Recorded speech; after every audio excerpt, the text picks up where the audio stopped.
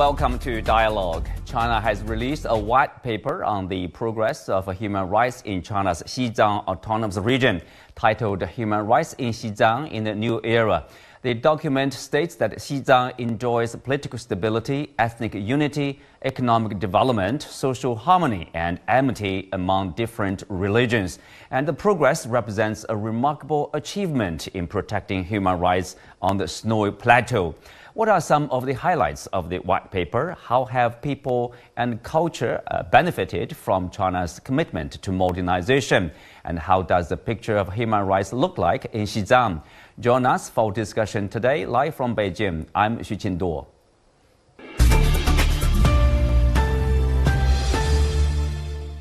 Joining me today are Victor Gao Zhikai, Chair Professor with Soochow University, Professor Roland Boer from the School of Philosophy at Renmin University of China, and Zoon Ahmed Khan, Research Fellow with the Center for China and Globalization. Before that, let's talk to Zwe Thet Paing with Myanmar International Radio in Yangon, Myanmar, for the latest development regarding the 7.9 magnitude earthquake that hit the country at 6:20 GMT today. Mr. Zwe, so where were you, when the quake hit? Did you feel the tremor?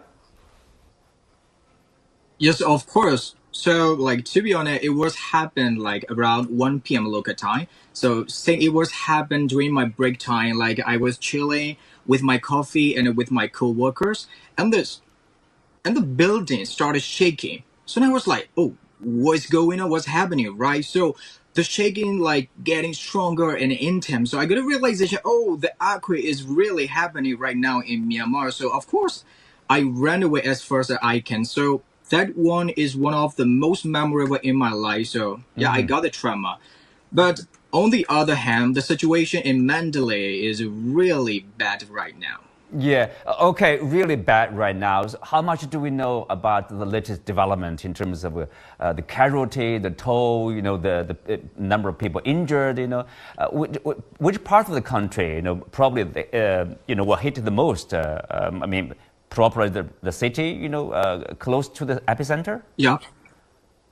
Okay, so according to some information and latest news, I got some information. So the central part of Myanmar, especially, I said earlier, the Mandalay was hit the hardest. So I got some information. The clock tower near Mandalay, monastery, collapsed and was damaged. And the obvious part is the Old Sky Bridge sustained damage. I'm sure it's already on social media.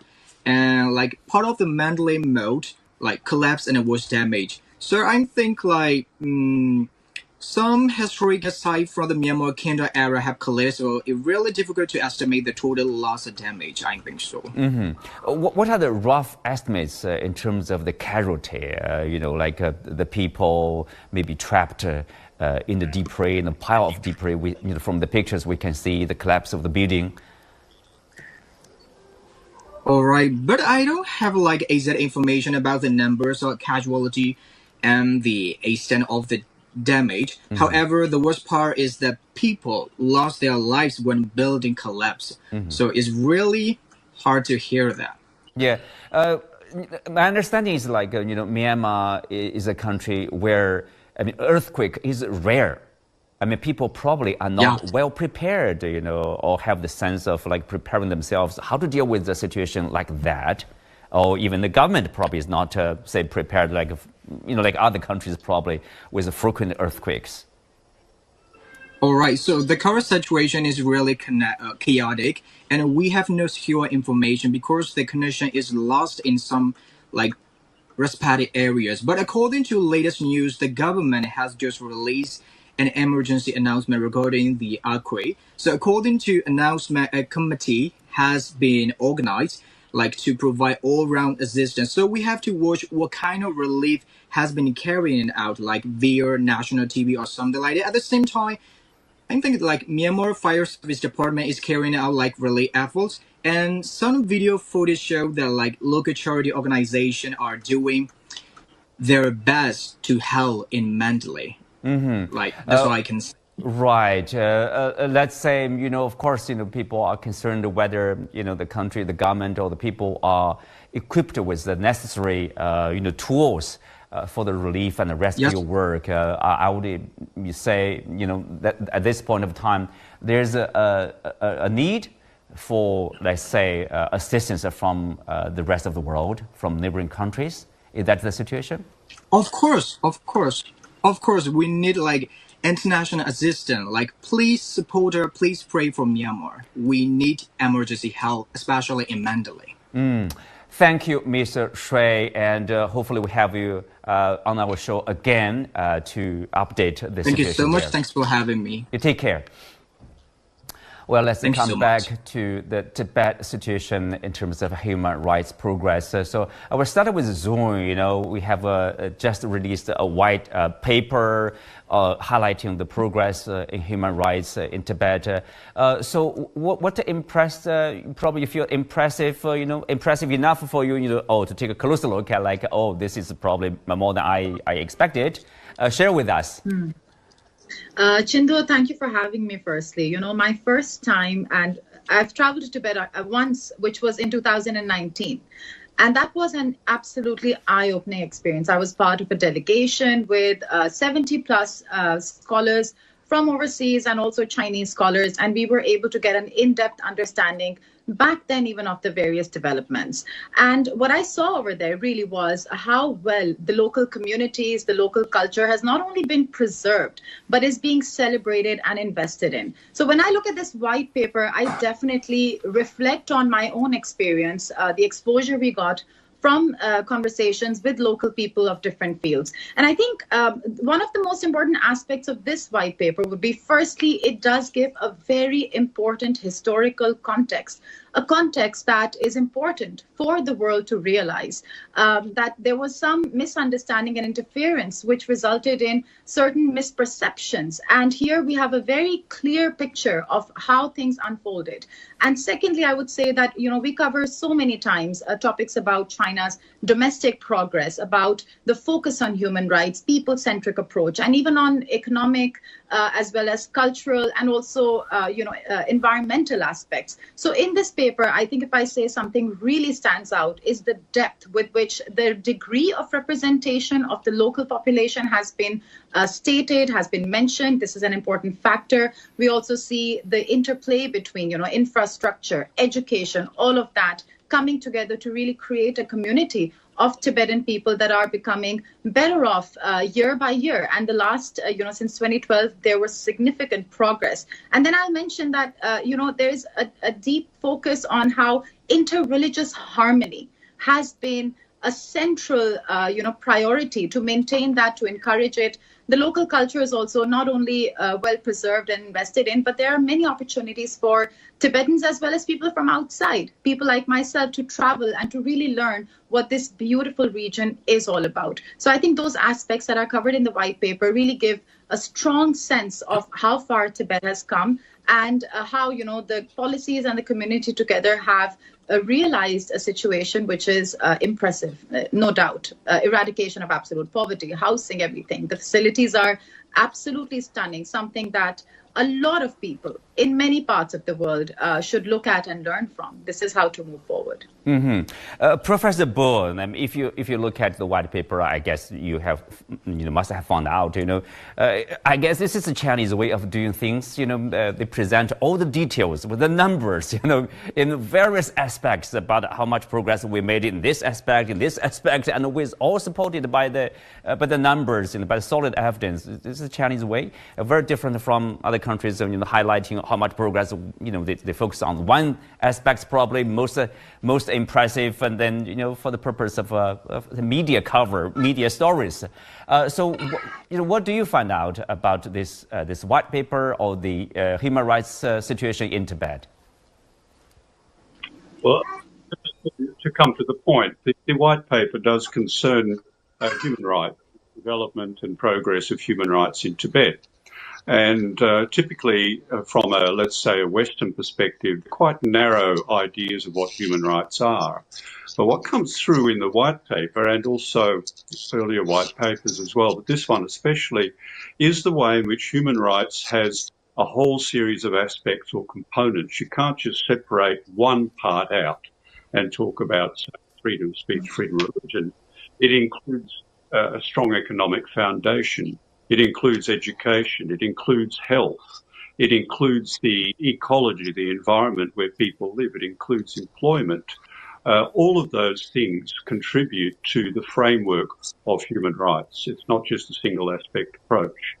The other thing that strikes me as well, it focuses on human rights, the English term ethnic minorities or minority nationalities. And of course, the Xizang people or Tibetan people are a major group in this part of China. But there are actually quite a large number of other minority groups as well in that autonomous region.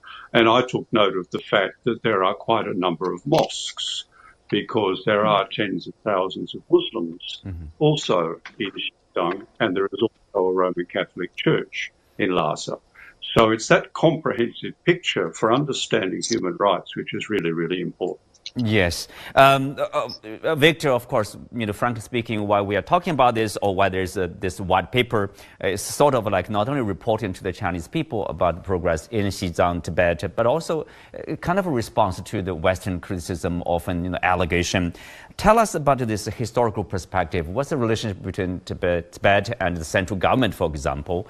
The bond in particular. Like why Tibet has always been part of China, for example. Thank you very much for having me. I think the fact that Tibet is part of China, or Xizang is a part of China, and China has undisputed sovereignty over Xizang is well recorded and is carved in stone. No country in the world, whatever, has really any legitimate dispute about the Chinese sovereignty over Tibet. Now, we in China always say from ancient times, Tibet or Xizang has been part of China. And if we really look into history, in addition to centuries of exchanges between Xizang at the time and China in different dynasties, for example, at least since the 13th century, Xizang has been part of China. And throughout the dynastic changes in China, moving from one central government to the other, from the Yuan dynasty to the Ming dynasty, to the Qing dynasty, to the Republic of China era, as well as to currently the People's Republic of China, China has always held sovereignty over Xizang. Now, there were periods where Xizang distanced itself one way or another from the central government, but they never achieved so-called independence from China. And back in 1949, there was a big civil war in China, and the central government eventually transited from the Republic of China to the People's Republic of China. And when the People's Republic of China was founded, of course, PRC wanted to liberate every piece of land belonging to China. Therefore, eventually, the Xizang was reincorporated into China because of this change of the central government from Republic of China to the People's Republic of China. That event is well recorded, and that event was done by peaceful means. So the Western allegation that whatever that happened in 1949, 1950, 1951 was, for example, an invasion of Xizang or occupation of Xizang really does not have any legal standing. Right. 1951 peaceful liberation, that's what we call. Professor Boer, I'm sure you've been to Xizang, you've been studying the region, and you know more about many of the people probably in the West. What really happened? What does it mean? Peaceful liberation in 1951. Go ahead. Well, let's look at what's called, I think, the 17-point agreement.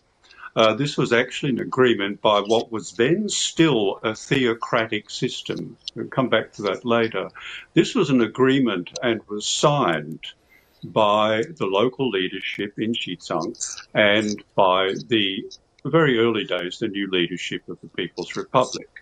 And this is an agreement that came, and that's what the liberation comes from, It's a written agreement, a legally binding agreement, which is the moment of the peaceful liberation of Xizang. And that's, when you have a document, an agreement that is signed by both sides and agreed on by both sides, then you can't hold up any other account apart from a peaceful process.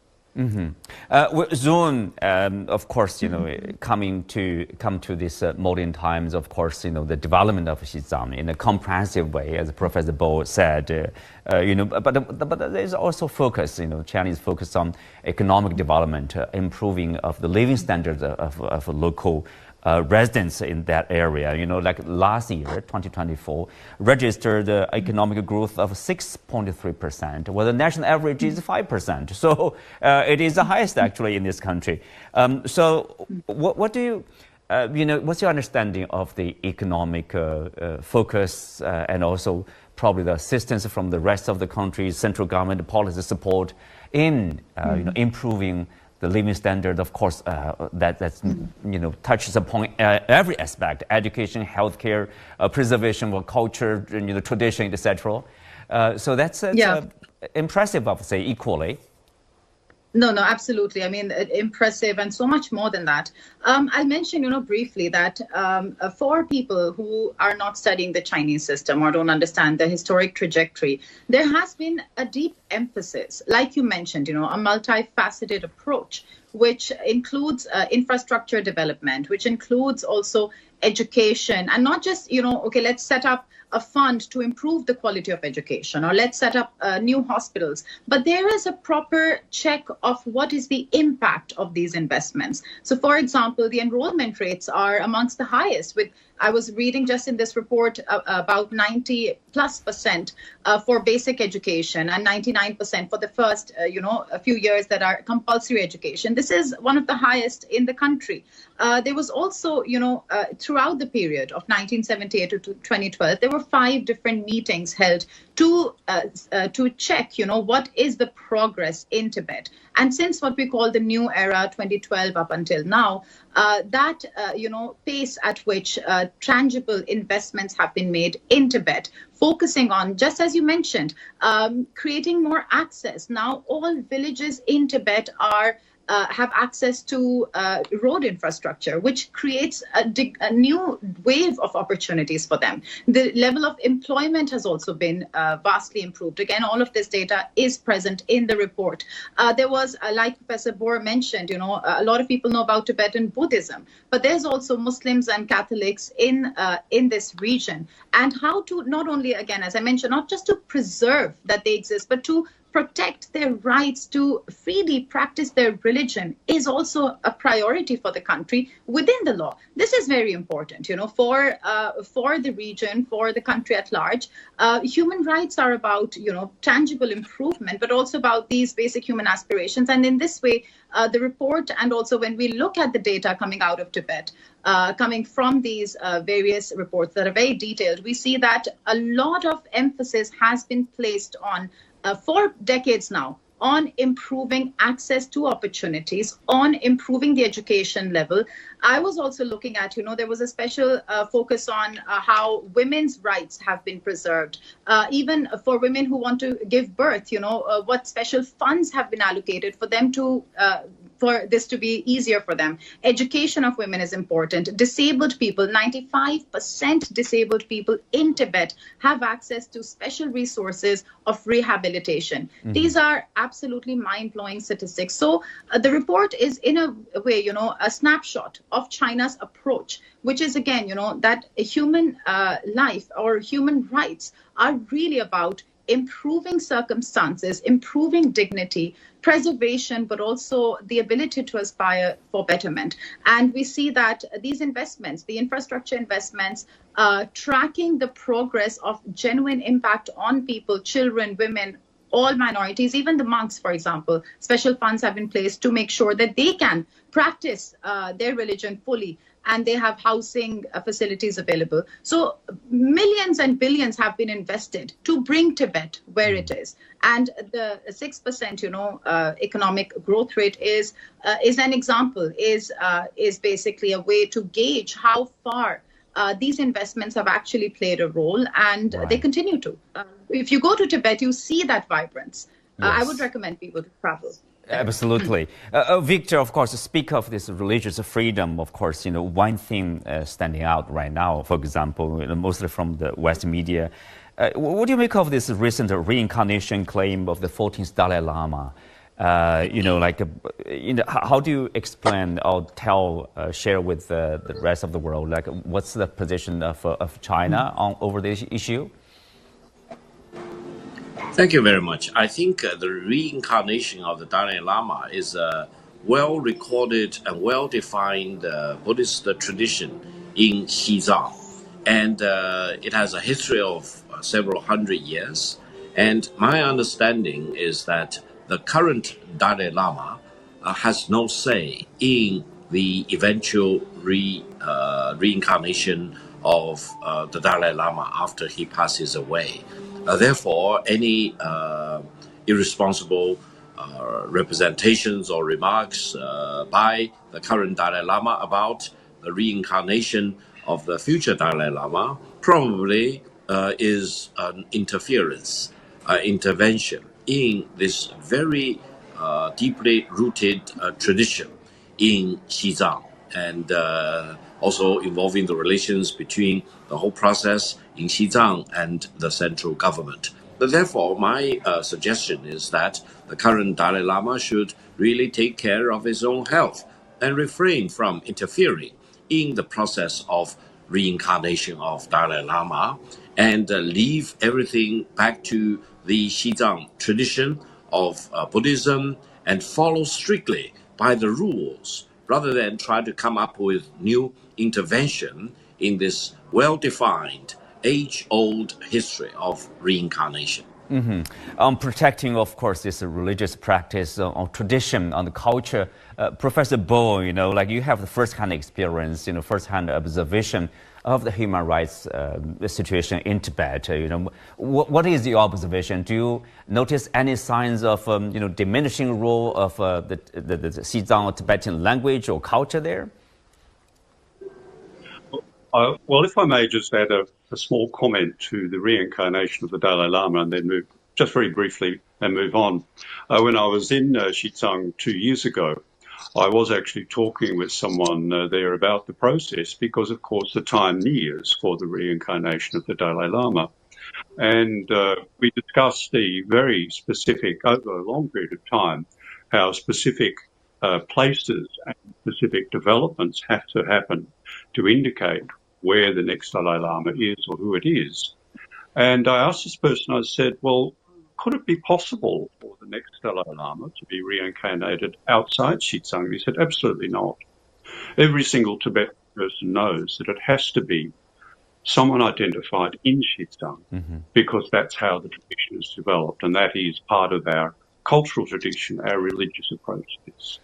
As far as the language is concerned, well, in fact, from my experience, the problem is the other way around, that, the local language, Tibetan language, is the first language spoken by, obviously, all of the people from this particular ethnic group.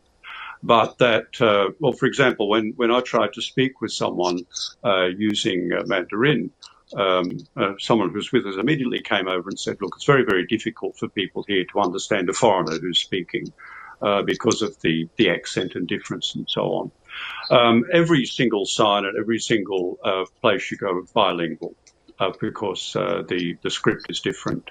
I saw the preservation of very rare materials. I've seen children in schools practicing Tibetan calligraphy and writing.